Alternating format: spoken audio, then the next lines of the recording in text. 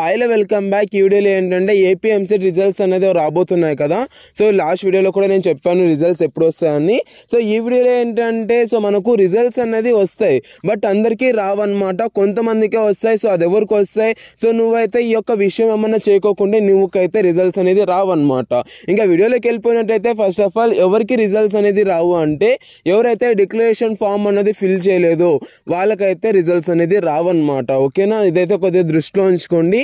Declaration form అన్నది కొద్దిగా ఫాస్ట్గా మీరైతే సబ్మిట్ అనేది చేయండి. అండ్ డిక్లరేషన్ ఫామ్ ఫిల్ చేసినప్పుడు మీకు ఏమైనా డౌట్స్ ఉన్నా, లేదంటే దానిలో ఏమైనా ప్రాబ్లమ్స్ ఉన్నా, ఎర్రర్స్ ఏమన్నా ఉంటే నాకు కామెంట్ సెక్షన్లో కామెంట్ చేయండి. దానికి సంబంధించి క్లియర్గా ఒక వీడియో అనేది చేయడం అయితే జరుగుతుంది అనమాట. ఆల్రెడీ నేను చేశాను, అవి ఎవరైనా చూడకున్నట్టయితే చూడండి. అండ్ రిజల్ట్స్ అనేది ఎప్పుడు వస్తాయంటే ఈ యొక్క ఎలక్షన్కి సంబంధించి కోడింగ్ అనేది ఉంది కదా. సో డే ఆఫ్టర్ టుమారో అయితే మనకైతే అంతే రిజల్ట్స్ అనేది వచ్చేస్తాయి ఎలక్షన్కి సంబంధించి. సో ఈ యొక్క కౌంటింగ్ అయిపోయిన తర్వాత మనకైతే రిజల్ట్స్ అనేది రావడం అయితే జరుగుతుంది అనమాట. సో ఈ యొక్క కొద్దిగా అట్లా వెయిట్ చేయాలి. సో కొద్దిగా వెయిట్ చేసే లోపల ఏమేమి చేయాలి, ఏంటి, రిజల్ట్స్ రాకుండా ముందు కొన్ని చేయాలనేసి ఒక వీడియో కూడా చేశాను. సో ఆ వీడియో ఎవరైనా చూడకున్నట్లయితే చూసాను గాయ్స్. ఓకేనా, thank you so much for watching. Have great day. See you in the next video.